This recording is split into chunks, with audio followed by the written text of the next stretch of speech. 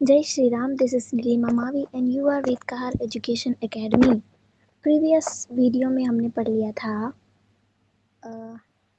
Sales, tissues,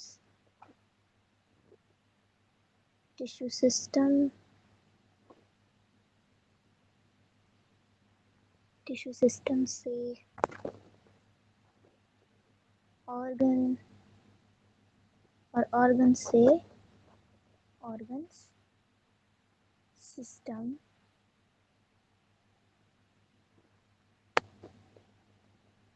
organ system से plant.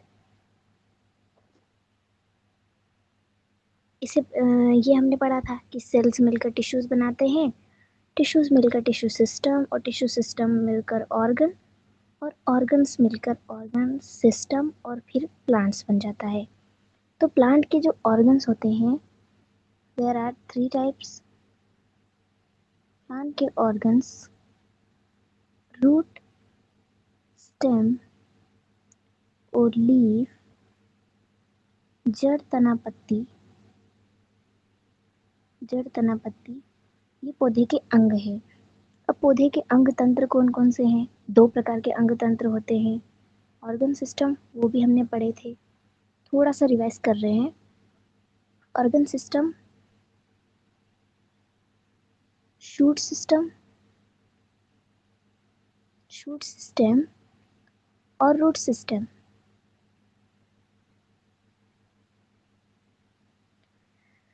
ये 2 system हमने पढ़ लिए थे। शूट सिस्टम, जितना भी मिट्टी के ऊपर ऊपर का भाग होता है शूट सिस्टम कहलाता है, यानी कि प्ररोह तंत्र, जिसमें हम पढ़ते हैं तना और पत्ती के बारे में। और रूट सिस्टम आता है हमारा मूल तंत्र, यानी कि जड़ के इसके अंदर हम जड़ के बारे में पढ़ते हैं। इसके बाद हमने पढ़ लिया था टिश्यूज। इसके बाद हम देख रहे थे टिश्यूज। टिश्यूज हमारे पास थे 2 प्रकार के, मेरिस्टेमेटिक टिश्यू, मेरिस्टेमेटिक टिश्यू और परमानेंट टिश्यू। परमानेंट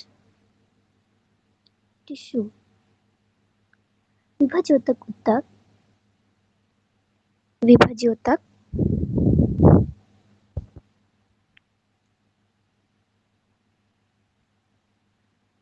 उत्तक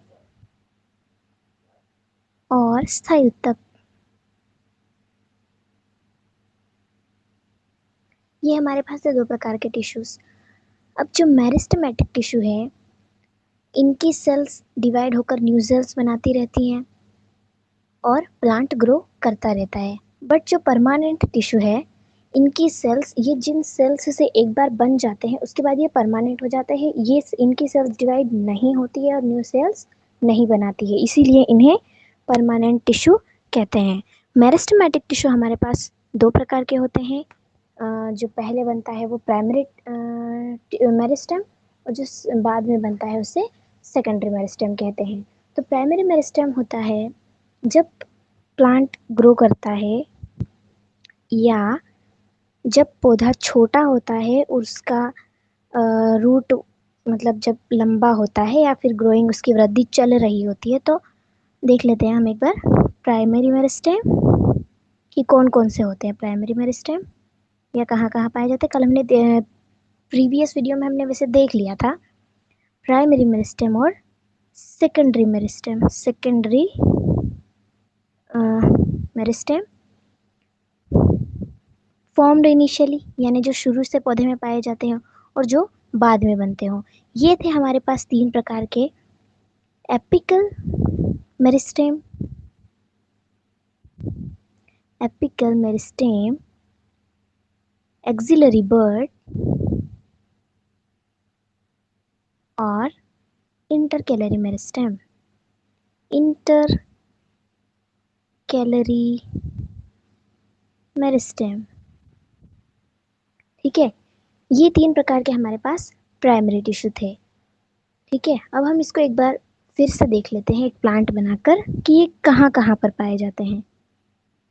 ये था हमारा स्टेम, ये थी हमारी रूट छोटा सा हम एक प्लांट बना लेते हैं जिसके थ्रू हम इन टिश्यूज को समझ लेंगे। ये है रूट की टिप और ये है शूट की टिप यानी कि स्टेम की टिप। ये हमारा शूट सिस्टम है इतना इतना, और ये हमारा रूट सिस्टम है। ठीक है, रूट सिस्टम में हम सिर्फ रूट के बारे में पढ़ते हैं और शूट सिस्टम में हम लीफ और स्टेम में। अभी हम देख रहे हैं कि प्राइमरी टिश्यूज कौन कौन से होते हैं। एपिकल मेरिस्टेम यहाँ पर पाया जाता है, ये है स्टेम की टिप। ये मेरिस्टेम यहाँ पाया जाता है, इसीलिए स्टेम यहाँ से ग्रो करता हुआ आगे चलता जाता है। इसी से कुछ मेरिस्टेमेटिक टिश्यूज यहाँ पर रह जाते हैं जिन्हें एक्सिलरी बर्ड कहते हैं, और एक्सिलरी बर्ड आगे चलकर कुछ ब्रांचेस या फ्लावर्स में कन्वर्ट हो जाती है। और रूट है तो ये रूट की टिप है, रूट यहाँ से ग्रो करती है और आगे बढ़ती जाती है, वृद्धि होती रहती है।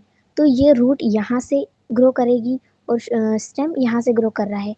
तो जैसे यहाँ पर इस प्रकार से वृद्धि हो रही है या रूट इस प्रकार से यहाँ पर ग्रोथ चल रही है, तो यह प्राइमरी ग्रोथ है।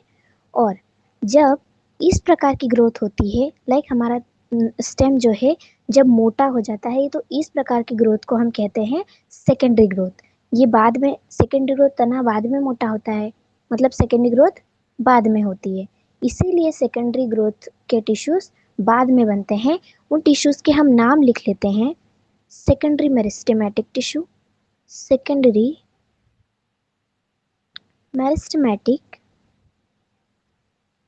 मेरिस्टेमेटिक टिश्यूज, ये हमारे पास 4 प्रकार के होते हैं, लिख लेते हैं हम। ये हम सेकेंडरी ग्रोथ के टाइम पे पढ़ेंगे तो ये अच्छे से समझ में आ जाएंगे। Interfascicular cambium, interfascicular cambium, interfascicular cambium, intrafascicular cambium, intrafascicular cambium,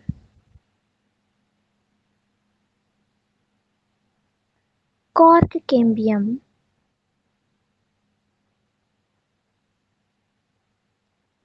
last है हमारे पास वेस्क्यूलर कैम्बियम, वेस्क्यूलर कैम्बियम। ठीक है, ये हमारे हो गए मेरिस्टेमेटिक टिश्यू और ये हमारा मतलब प्राइमरी और सेकेंडरी मेरिस्टेमेटिक टिश्यू। अब हम बात करते हैं परमानेंट टिश्यू की। ठीक है, ये हमने कल प्रीवियस वीडियो में पढ़ लिया था। और जो हमारे परमानेंट टिश्यू हैं, परमानेंट टिश्यू या स्थायी ऊतक, ये हमारे पास थे 2 प्रकार के, हमने देखा था simple permanent tissue, simple permanent tissue, और कॉम्प्लेक्स परमानेंट टिश्यू, कॉम्प्लेक्स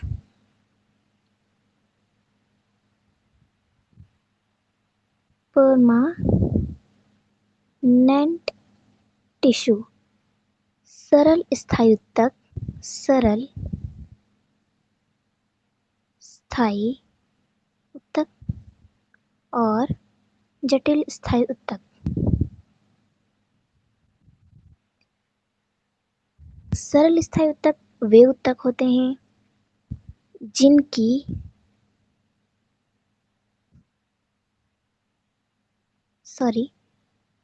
वे ऊतक या वे टिश्यूज जो एक ही प्रकार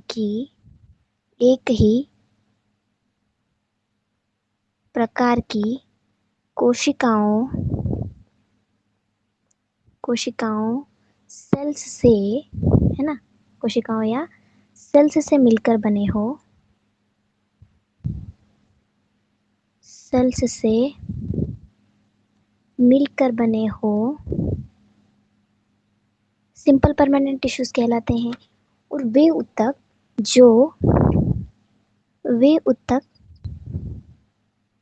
जो विभिन्न प्रकार की कोशिकाओं से, विभिन्न प्रकार की कोशिकाओं से मिलकर बने हों, मिलकर बने हों, क्या कहलाते हैं? जटिल स्थायी ऊतक। ठीक है, हमारे पास दो प्रकार के हैं। अब सिंपल परमानेंट टिश्यू हमारे पास तीन प्रकार के हैं। पेरेनकाइमा, पेरेनकाइमा, कोलेनकाइमा और स्क्लेरेनकाइमा। स्क्लेरेनकाइमा।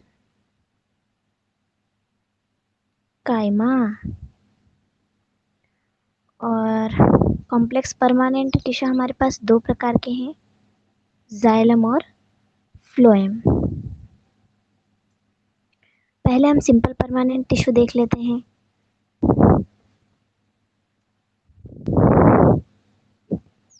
सिंपल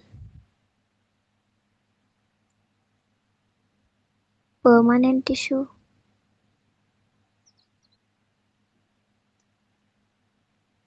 पहला है पेरेनकाइमा।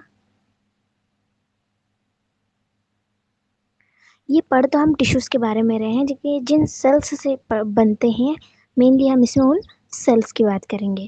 ठीक है, पेरेनकाइमा टिश्यू पेरेनकाइमेटस सेल से मिलकर बना होता है। तो हम पहले सेल्स की बात करते हैं कि इसकी जो सेल्स होती हैं, पेरेनकाइमा सेल्स या इसकी कोशिकाएं, इसकी कोशिकाएं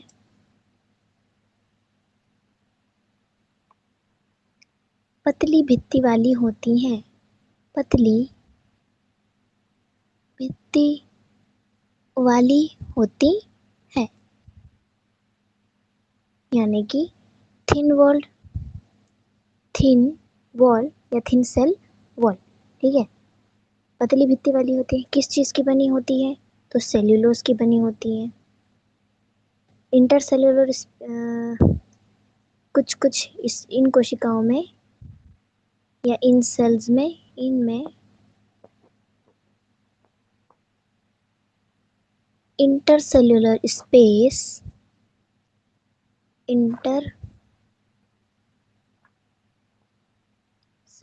स्पेस या अंतरकोशिकीय अवकाश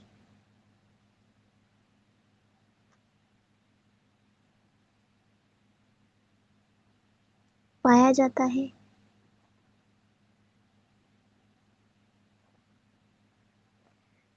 मतलब इन कोशिकाओं के बीच बीच में कुछ खाली जगह पाई जाती है, जिसे इंटरसेल्यूलर स्पेस कहते हैं। अब इनकी स्ट्रक्चर कैसी होती है?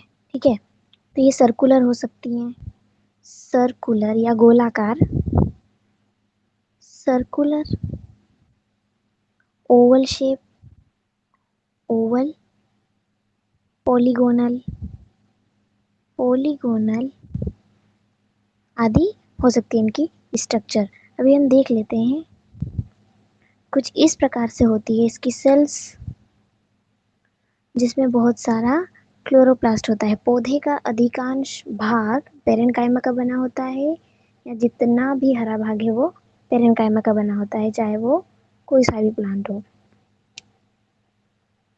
मेनली इसका काम क्या होता है? इसमें बहुत सारा क्लोरोप्लास्ट होता है, इसलिए इसका फंक्शंस की इनकी बात करें हम, तो इसका सबसे पहला सबसे मेन काम होता है फोटोसिंथेसिस करना। फोटोसिंथेसिस।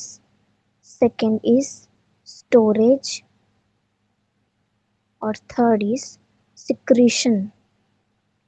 ये इस टिश्यू के कार्य होते हैं। ठीक है, इंटरसेल्यूलर स्पेस पाया जाता है, बहुत सारा क्लोरोप्लास्ट होता है, इसलिए फोटोसिंथेसिस करती हैं। स्टोरेज का भी इनका काम होता है और सिक्रीशन का भी इनका काम होता है।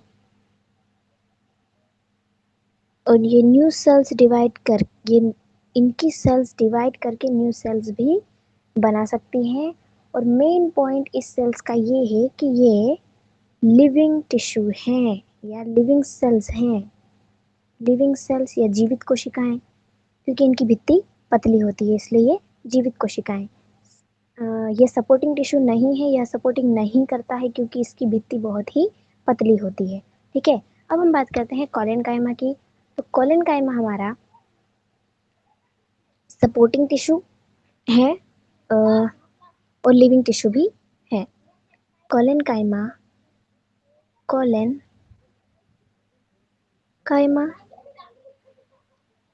कोलेनकाइमा की हम बात करें तो इसकी सेल्स कुछ इस प्रकार से होती हैं।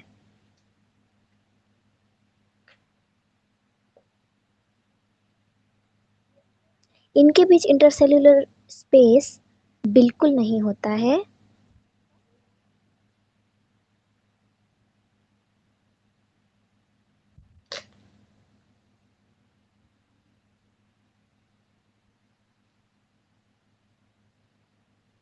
और इसमें वैक्यूल भी पाई जाती है और क्लोरोप्लास्ट भी पाया जाता है। जनरली इसकी कोशिकाएं, इनकी सेल्स पतली भित्ति वाली होती है। पतली भित्ति यानी कि थिन वॉल होती है, भित्ति वाली होती है, परंतु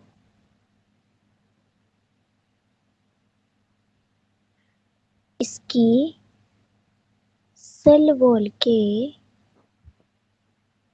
कोनों पर सेल्यूलोज,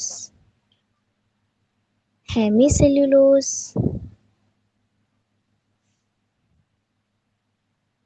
और पैक्टीन सब्सटेंसेस का जमाव होने की वजह से जमाव हो जाता है, जिसके कारण इसके कोने मोटे हो जाते हैं, जिसके कारण इन सेल्स की सेल वॉल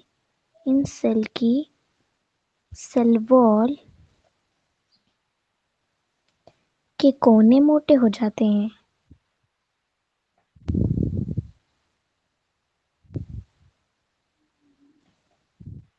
क्योंकि इसकी सेल वॉल इतनी मोटी भी नहीं है और इतनी पतली भी नहीं है कि ये सपोर्ट नहीं कर सकता है, और इतनी मोटी भी नहीं है कि ये मर जाए।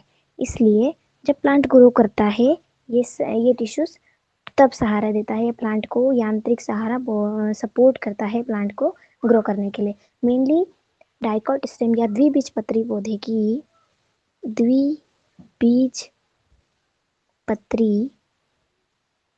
पौधों की बाह्य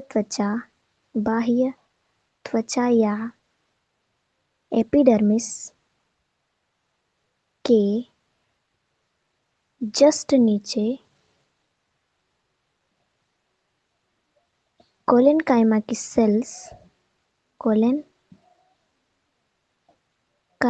सेल्स मिलती हैं, जिससे हाइपोडर्मिस कहते हैं। हाइपोडर्मिस कहते हैं। ये हो गई कोलेनकाइमा की बात। अब हम बात करते हैं हाँ, इसके फंक्शन की तो बात ही नहीं की, जस्ट इसके फंक्शन, अगर इसमें क्लोरोप्लास्ट हुआ, जैसे जनरली होता है कुछ कुछ, यहाँ पर क्लोरोप्लास्ट होता है, उसके कोने तो मोटे हो ही जाते हैं। तो यह सपोर्टिंग टिश्यू सबसे पहली बात तो ये सपोर्ट करता है। जो पौधा जब छोटा होता है, जब ग्रो कर रहा होता है, ये सेल्स तब उसमें पाई जाते हैं, ये टिश्यूज तब प्लांट को हेल्प करता है या सपोर्ट करता है। ठीक है, क्लोरोप्लास्ट पाया जाता है तो कभी कभी इसमें फोटोसिंथेसिस होता है, क्योंकि जनरली मेन काम पेरेन्काइमा का होता है फोटोसिंथेसिस करने का, बट ये भी करता है फोटोसिंथेसिस और सपोर्ट। ओके, अब बात करते हैं स्क्लेरेनकाइमा की। स्क्लेरेनकाइमा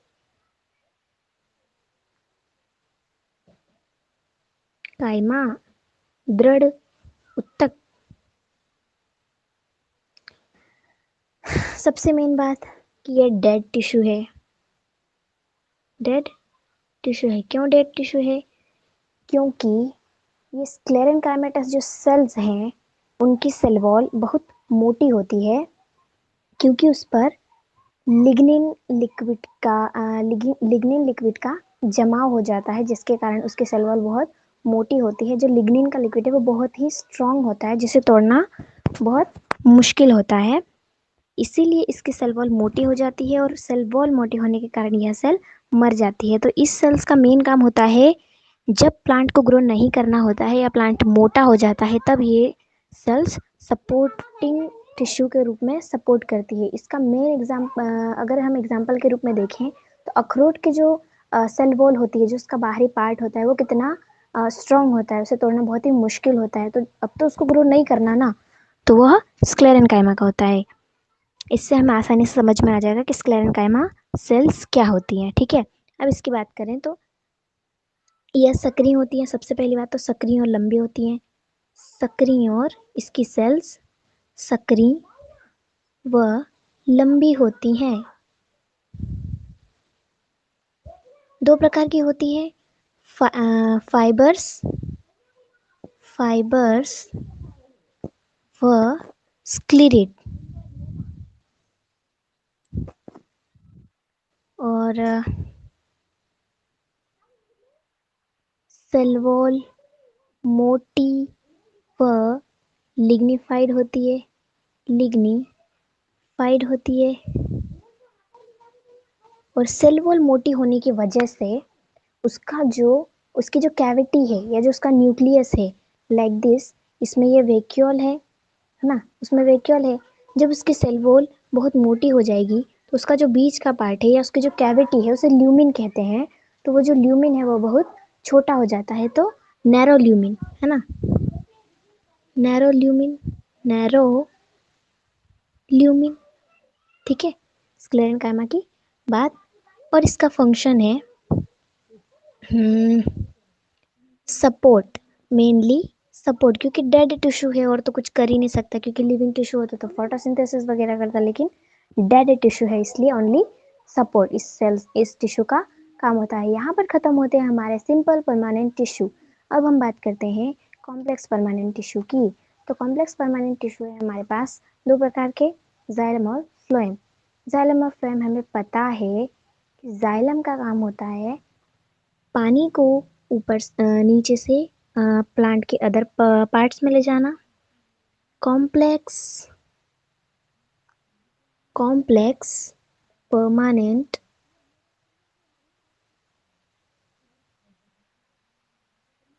टिश्यू, जटिल स्थायी ऊतक, जाइलम और फ्लोएम। ठीक है, जाइलम और फ्लोएम हमें पता है। जाइलम का काम होता है पानी को नीचे से ऊपर ले जाना।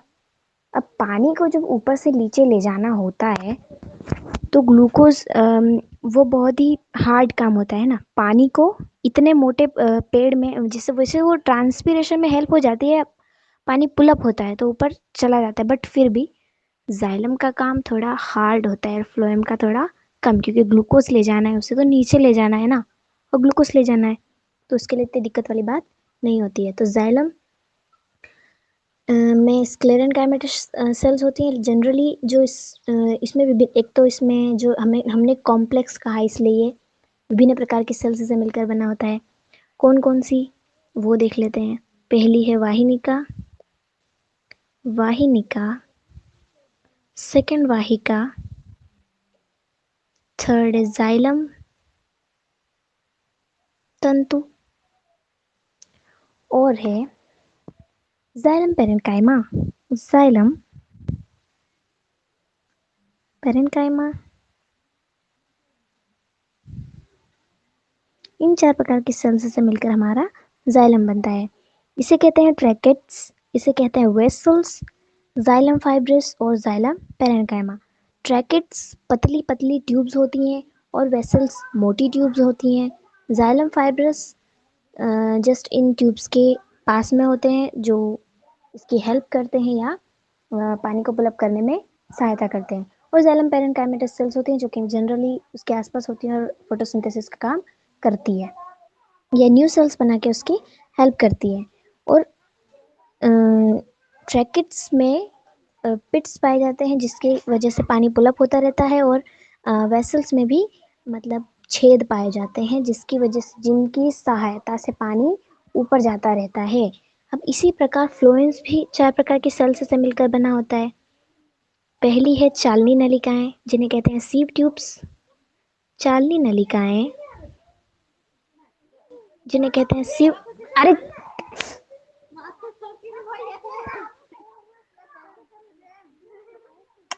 अरे यार पापा देखो ना।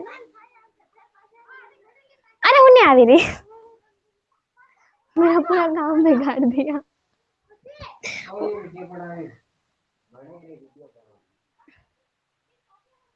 उन्हें आऊं। अरे यार जेर बना वो तेरे बोल बोलेगा।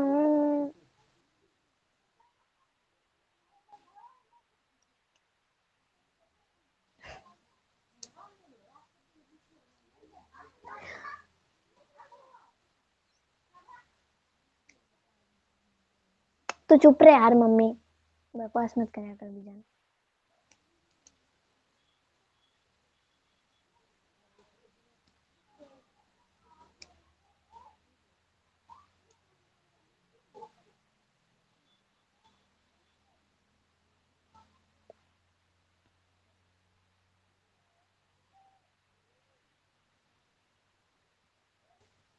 जाइलम हमारे इन सेल्स से मिलकर बना हुआ है। और फ्लोएम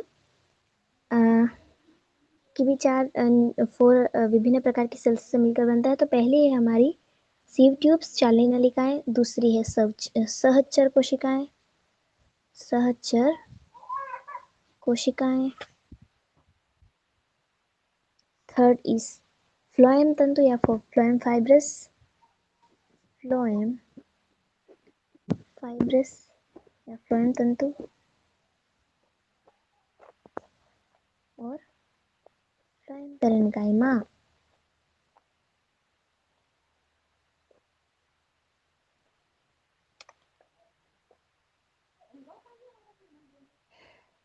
ये बात हो गई सेल्स की, एक किन सेल्स से मिलकर बना होता है। अब जाइलम 2 प्रकार का होता है, प्राइमरी जाइलम और सेकेंडरी जाइलम। प्राइमरी जाइलम वो जो जब प्राइमरी ग्रोथ के टाइम पे जो जाइलम बनता है वो प्राइमरी जाइलम, और सेकेंडरी ग्रोथ के टाइम पे जो जाइलम बनता है वो सेकेंडरी जाइलम। तो प्राइमरी जाइलम भी हमारे पास 2 प्रकार का है।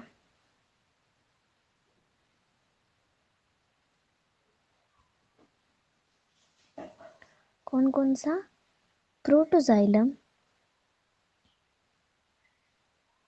और मेटाजाइलम। प्रोटोजाइलम वो जो सबसे पहले बना प्राइमरी ग्रोथ के टाइम पे, जो जाइलम सबसे पहले बनता है, सबसे पहले बना जाइलम प्रोटोजाइलम कहलाता है। प्राइमरी जाइलम हमारे पास 2 प्रकार का होता है, प्रोटोजाइलम और मेटाजाइलम। सबसे पहले बना जाइलम प्रोटोजाइलम कहलाता है और बाद में जो जाइलम बनता है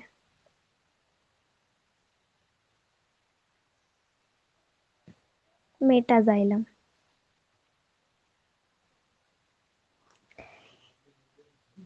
एक और बात, जब प्रोटोजाइलम स्टेम या रूट में, जनरली स्टेम में प्रोटोजाइलम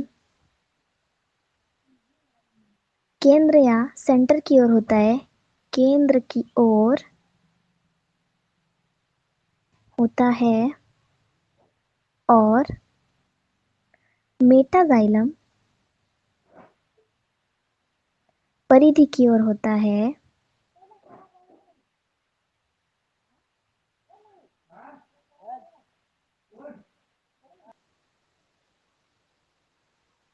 कॉम्प्लेक्स परमानेंट टिश्यू जटिल स्थायी ऊतक हमारे पास 2 प्रकार के हैं, जाइलम और फ्लोएम। जाइलम का काम है, हमें पता है कि जड़ से पानी को पौधे के या प्लांट के अदर पार्ट्स में पहुंचाना जाइलम का काम होता है, और फ्लोएम का काम शूट सिस्टम में या ऊपर बन रहे ग्लूकोज को प्लांट्स के अदर पार्ट में या रूट तक ले जाना होता है। जाइलम 4 प्रकार की सेल्स से मिलकर बना होता है। ट्रैकेट्स जिसे वाहिनिका कहते हैं, वेसल्स जिसे वाहिका कहते हैं, और जाइलम फाइब्रस जिसे जाइलम तंतु और जाइलम पेरेन्काइमा, इनसे मिलकर बना होता है जाइलम। और फ्लोएम मिलकर बना होता है सीव ट्यूब्स यानी जिसे चालनी नलिकाएं कहते हैं, और सहचर कंपेनियन सेल्स जो कि चालनी या सीव ट्यूब्स को न्यूक्लियस शेयर करती है, इसीलिए इसे सहचर कोशिकाएं या कंपेनियन सेल्स कहते हैं। और फ्लोएम फाइब्रस और फ्लोएम पेरेन्काइमा। जाइलम की जो ट्रैकेट्स होती है, वाहिनिका होती है, पतली ट्यूब्स होती हैं, और वेसल्स मोटी मोटी ट्यूब्स होती हैं। इस प्रकार से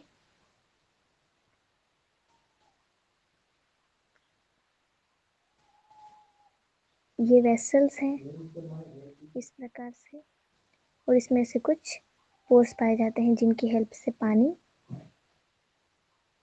है ना, जिनकी हेल्प, और यहाँ पर कुछ पिट्स पाए जाते हैं या छेद पाए जाते हैं जिनकी हेल्प से पानी ऊपर जाता रहता है।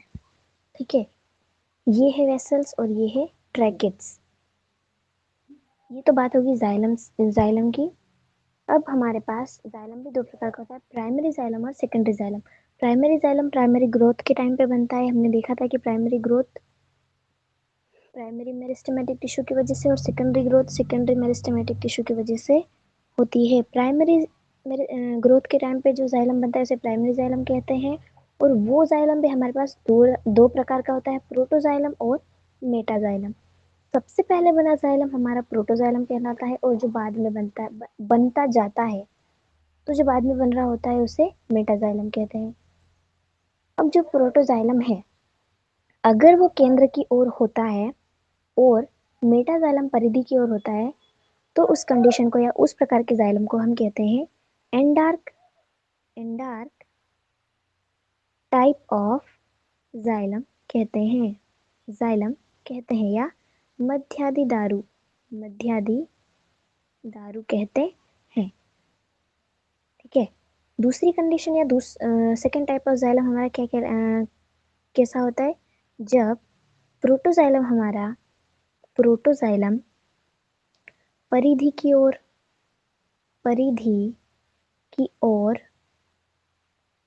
होता है,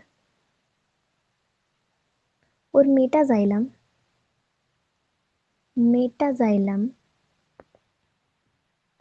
केंद्र की ओर होता है।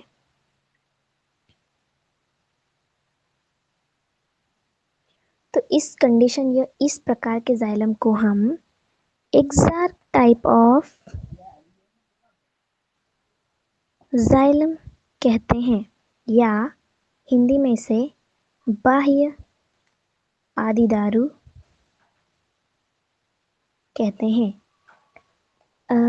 जनरली एनाटॉमी में हमने एक बात अच्छे से याद रखनी है, स्टेम प्रोटेक्शन की ज़रूरत होती है और रूट में प्रोटेक्शन की ज़रूरत नहीं होती, क्योंकि रूट तो मिट्टी से ढकी हुई है, उससे क्या डर होगा। इसलिए स्टेम को प्रोटेक्शन की ज़रूरत होती है, इसीलिए स्टेम में हम प्रोटो को प्रोटेक्ट करेंगे लाइक दिस। अगर स्टेम में ये एंडार्क टाइप ऑफ जाइलम होता है। कैसे होता है, क्योंकि उसमें प्रोटो को प्रोटेक्ट करना होता है, यानी कि प्रोटोजाइलम केंद्र की ओर होता है और मेटाजाइलम परिधि की ओर होता है।